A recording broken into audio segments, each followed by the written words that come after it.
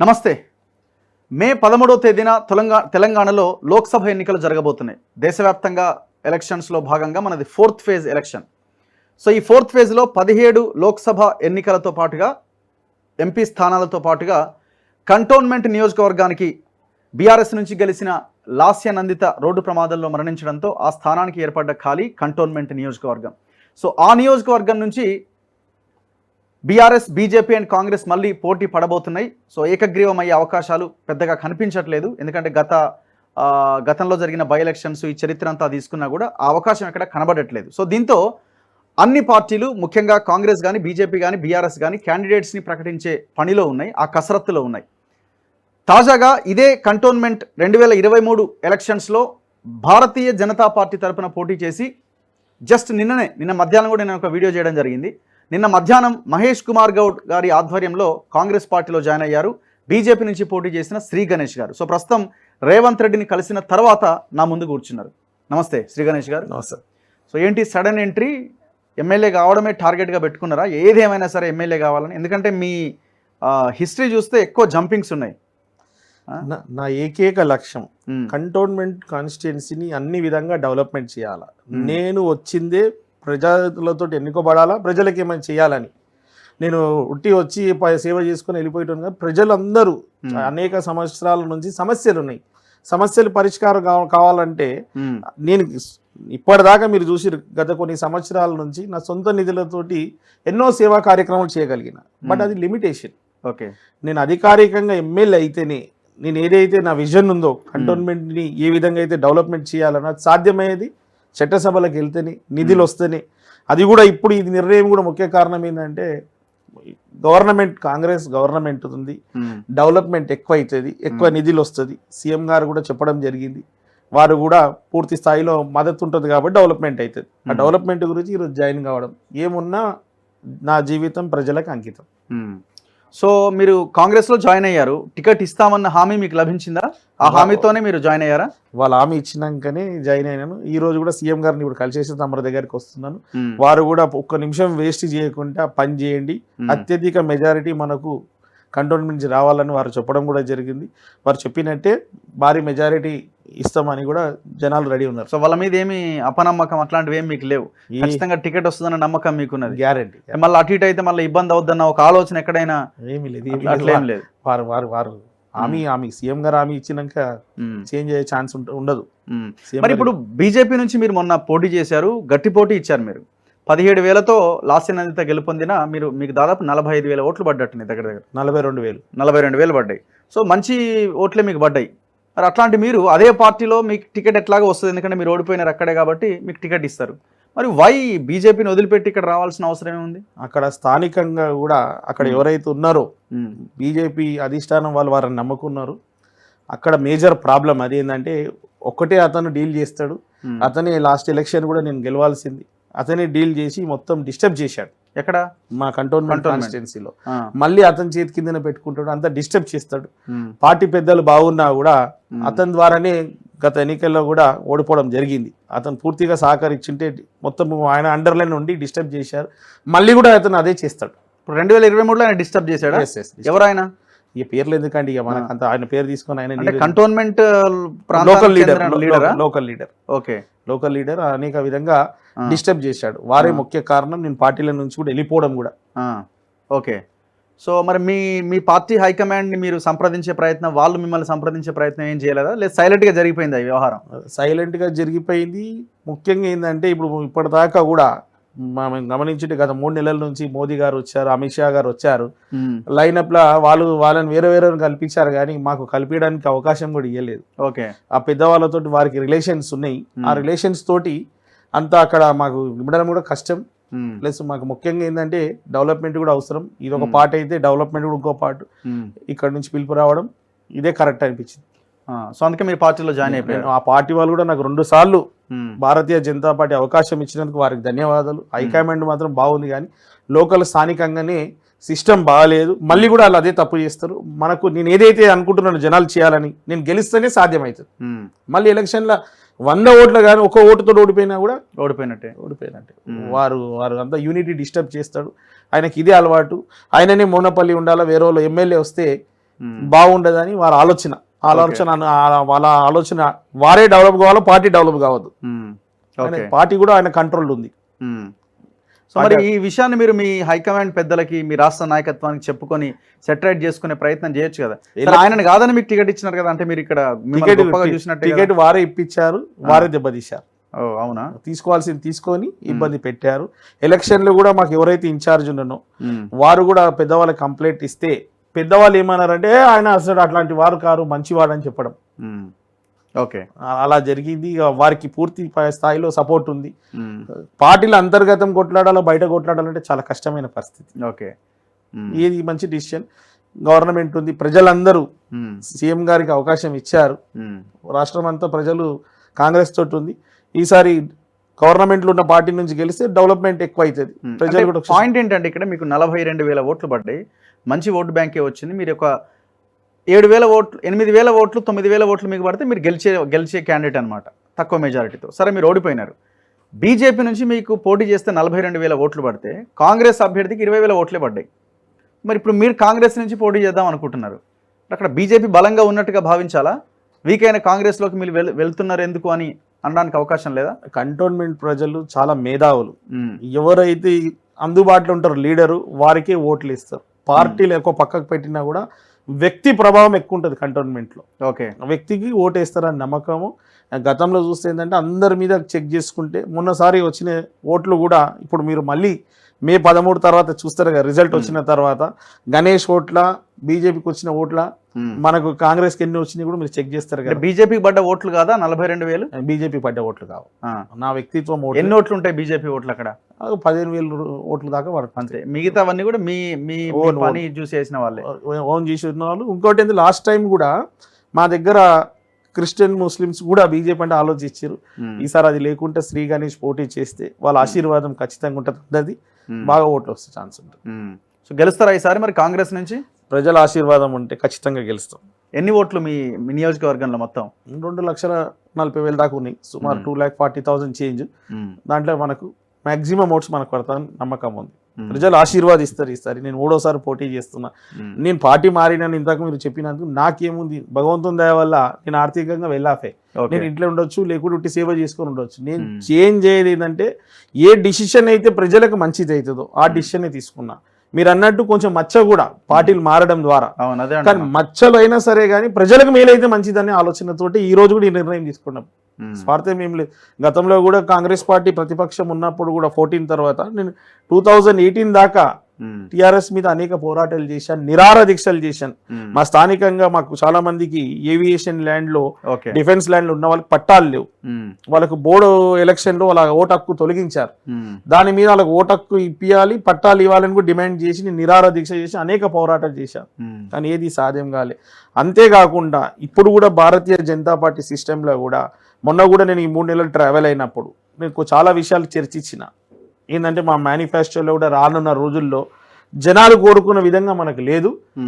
మాకు ఇప్పుడు ఏంటంటే భారతీయ జనతా పార్టీలో ద్వారా ఇప్పుడు మా cantonment board under the defence, అవును, central autonomous body, defence central తోటి ఉంటుంది. 2015లో బోర్డు ఎలక్షన్ అయింది. యాజ్ పర్ ప్రజాస్వామ్యంలో 2020లో మళ్ళీ ఎలక్షన్ కావాల్సింది. 2024 అయిపోయింది, ఇప్పటికి ఎలక్షన్ లేదు. నేను దాని మీద మాట్లాడితే ఇది మొత్తం ఎంటైర్ దేశంతో కూడింది అన్నారు. మా కంటోన్మెంట్ కాన్స్టిట్యున్సీలో ఉన్న ప్రజలందరూ అత్యధిక శాతం మెర్జర్ కోరుకుంటారు. పార్టీ ఏమో నేను అడిగాను, ఇది కూడా లేటెస్ట్ గా పార్టీ వాళ్ళతో మాట్లాడాను కూడా, మెర్జర్ కావాలని జనాలు కోరుకుంటారు. మనము మెర్జర్కి సానుకూలమా వ్యతిరేకమా? ఎందుకంటే ఒక పర్సన్ ఎవరైతే చెప్పానో ఆయన మెర్జర్ కాకుండా చూస్తుండు ఆయన స్వలాభానికి. ఓకే, నేను ఒక్క వ్యక్తి ఆలోచన, ఈ పార్టీ ఆలోచన అడిగాను, దాన్ని కూడా వారు దాటేశారు. ఇప్పుడు ఏదేమున్నా నేను పార్టీలో ఎక్కడున్నా కూడా రేపు ప్రజలకు మంచిది కాకుంటే కరెక్ట్ కాదు కదా. ప్రజలకు మేలు జరగాలని మనం వచ్చినాం, మేలు జరిగే విధంగానే అడుగులు వేస్తున్నాం. కానీ ఇప్పుడు మీరు మళ్ళీ కంటెస్ట్ చేస్తున్నారు, కాంగ్రెస్ నుంచి మీరు పోటీ చేయబోతున్నారు. బీఆర్ఎస్ నుంచి ఆమె లాస్యన్ అనిత పాపం ప్రమాదంలో చనిపోవడంతో ఖాళీ ఏర్పడింది. ఇప్పుడు మళ్ళీ అదే ఫ్యామిలీకి టికెట్ ఇచ్చే అవకాశాలు ఉన్నట్టున్నాయి. వాళ్ళ సిస్టర్ ఎవరో నేను పోటీకి రెడీగా ఉన్నానని కూడా ఒక వీడియో ఒకటి రిలీజ్ చేయడం జరిగింది. సో మరి ఈ పరిస్థితుల్లో ఈ సింపతి, సానుభూతి ఓట్ అన్నది మీ మీద ప్రభావం చూపించే అవకాశం లేదనుకుంటున్నారా? నేను సింపతి అని నేనేం అనుకోను. ఎందుకంటే అంటే జనరల్ గా నేను టాక్స్ నా okay. ఒపీనియన్ కాదు, నేను కూడా ఇది సర్వేలు చేయించుకుంటాం పోటీ చేసే ముందు, నలుగురితో మాట్లాడతాం. వాళ్ళు ఏమంటారు అంటే హస్బెండ్ చనిపోతే వైఫ్ కి సింపతి వస్తుంది, ఫాదర్ చనిపోతే పిల్లలకు సింపతి వస్తుంది, ఈ బ్రదర్ పోతే బ్రదర్ కి రావడం, సిస్టర్ పోతే సిస్టర్ కి రావడం అంత ఈ ఉండదు అని ఒకటి. రెండోది ఏంటంటే ఆల్రెడీ 2 సార్లు జరిగిపోయింది, మళ్ళీ 3వసారి ఆలోచన జనాలు ఉన్నారు. తర్వాత ఇక మీరు ప్రజా ఎలక్షన్ లో పోతే అన్ని క్లియర్ గా తేలిపోతుంది. సో మీరు కూడా వెళ్ళినట్టున్నారు కదా ఆమె పార్థివ దేహం చూడడానికి? చాలా బాధాకరం. ఇంకోటి వాళ్ళ ఇంట్లో 1 సంవత్సరంలో ఇద్దరు కూడా అలా మరణించడం చాలా బాధాకరం. అలా ఎవరికి కూడా, ఎవరి కుటుంబానికి కూడా కావద్దు బాధాకరం. అంత చిన్న వయసులో వారు మరణించడం, 3 నెలల్లో ఎమ్మెల్యే అయినకపోవడం కూడా మాకు కూడా బాధాకరమే. కానీ ప్రజాస్వామ్యం సిస్టమ్ ఎట్లా నడుస్తుందో అట్లా నడుస్తూనే ఉంటుంది. అవును. సో గెలుస్తారన్న హోప్ ఉన్నది మీకు? 100%. సో ఎంత మెజారిటీ వస్తుంది అనుకుంటున్నారు మీరు? మెజారిటీ అనేది ఒక్కసారి గెలిచిన తర్వాత నా పనితీరు మీద చూసినాక అప్పుడు మెజారిటీ మాట్లాడవచ్చు. అరే నేను నా గ్రాఫ్ వాళ్ళు ఇచ్చే ఓట్ల మీద నా ఎంత పని చేసిన తెలుస్తుంది. కానీ నేను ఇంతవరకు నేను అధికారికంగా చేయలే కాబట్టి గెలుపు వస్తే చాలు, దాని తర్వాత నేను పని చేసిన మీద మెజారిటీ మాట్లాడతాను. సో ఇప్పుడు గద్దర్ కూతురు అక్కడ లాస్ట్ టైం వెన్నెల గారు పోటీ చేశారు. సో ఇప్పుడు ఆమెను కాదని మీకు టికెట్ ఇచ్చే అవకాశాలు ఉన్నాయని అంటున్నాయి. మిమ్మల్ని పార్టీలోకి తీసుకున్నారంటేనే ఆ హామీ ఇచ్చి మిమ్మల్ని తీసుకున్నారు అంటే ఆమెను పక్కన పెడుతున్నారని. సో డిస్కషన్స్ ఏమైనా జరిగినాయా? ఆమెతో పార్టీ ఏమైనా డిస్కస్ చేసిందా? మీరేమన్నా రైజ్ చేసినారా క్వశ్చన్? అరే మరి ఆమెని నిలబెట్టినారు కదా, మరి రేపు ఆమె అడిగితే ఎట్లా, నా టికెట్కి ఏమైనా ఇబ్బంది వస్తుందేమో లాస్ట్ మినిట్లో, ఇట్లాంటి క్వశ్చన్స్ మీ మనసులో వచ్చి ఉండాలి. ఆ క్వశ్చన్స్ ఖచ్చితంగా అడిగి ఉండాలి. అంటే ఇప్పుడు చాలా విషయాలు అంతర్గతంగా జరుగుతుంది, అన్ని చెప్పలేము. ముఖ్యంగా మీరు అన్నట్టు ముందు పాయింట్లనే ఎలాగైనా నాకు ఇక్కడ బీజేపీ వాళ్ళు టికెట్ ఇస్తుండే, అయినా కానీ నేను ఇక్కడికి వెళ్తున్నా అంటే అన్ని క్లారిటీ ఉంటేనే వెళ్తాము. వారికి కూడా తెలుసు, ఈవెన్ ముఖ్యమంత్రి గారు కూడా తెలుసు, గతంలో నేను కాంగ్రెస్ ఉండే, వారు లాస్ట్ టైం కూడా నాకు టికెట్ రాలే, ఈసారి టికెట్ గ్యారంటీ ఇస్తేనే వస్తాడు, లేకుండా రావడానికి వారికి కూడా తెలుసు. వాళ్ళకి కూడా ఎందుకంటే నేను పోటీ చేయాలని సిద్ధమై ఉన్నా కాబట్టి ఆల్రెడీ నేను ప్రచారం స్టార్ట్ చేసుకున్నా కూడా. ఓకే, ఇప్పుడు వాళ్ళకి కూడా తెలుసు, వారు ఇక్కడ టికెట్ వస్తేనే ఇతను వస్తాను టికెట్ హామీ ఇచ్చే ఆహ్వానించారు. నేను టికెట్ హామీ తీసుకొని జాయిన్ అయ్యాను, అంతే. ఇంకెక్కడ సెకండ్ ఆప్షన్ కి అవకాశమే లేదు. సెకండ్ ఆప్షన్ కి ఇలాంటి అవకాశం లేదు. ఈ ప్రజాస్వామ్యంలో కంటోన్మెంట్లు ఉన్న వాళ్ళు కావచ్చు, రాష్ట్రంలో ఉన్న ఏ ఎస్సీ అయినా కూడా కంటోన్మెంట్ టికెట్ ఆశించవచ్చు. అదే మాదిరిగా మన పార్టీలో కాంగ్రెస్ పార్టీలో వాళ్ళు అందరూ అప్లికేషన్స్ పెట్టుకోవచ్చు. అంతిమంగా అధిష్టానం డిసిషన్. సో ఇప్పుడు మీరు అంటున్నారు కదా, నేను ఎమ్మెల్యే అయితే నేను అది చేయొచ్చు ఇది చేయొచ్చు అని. ఏం చేస్తారు కంటోన్మెంట్కి ఎమ్మెల్యే అయితే మీరు? నేను గతంలో పాదయాత్ర చేసేది ఏముంది? ఇప్పుడు 2 విషయాలండి. ఎప్పుడైనా కూడా ఎవరు గెలిచినా మినిమం డెవలప్మెంట్ అనేది ఒక ఎమ్మెల్యే ఫండ్స్ ఉంటే దాంతో డెవలప్ అవుతుంది. ఓకే, మామూలుగా ఎఫిషియెంట్ ఎమ్మెల్యేస్ ఉంటే, వాళ్ళ టాలెంట్ ప్రజల మీద ఉన్న ఇంట్రెస్ట్ ఉంటే వాళ్ళు ఎక్కువ నిధులు తీసుకొచ్చి డెవలప్ చేస్తారు.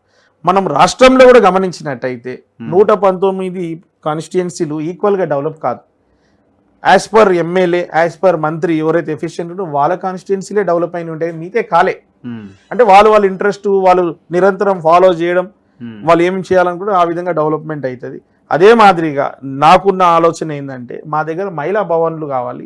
ఎందుకంటే మాది కొంచెం చాలా గరీబు పేదలున్న కాన్స్టిట్యుయెన్సీ. ఇప్పుడు మేము రోడ్లు వేసినా, డ్రైనేజీలు వేసినా, లైట్లు ఇచ్చినా, నీళ్ళు ఇచ్చినా కూడా ఆర్థికంగా కుటుంబాలు ఎదగాలి.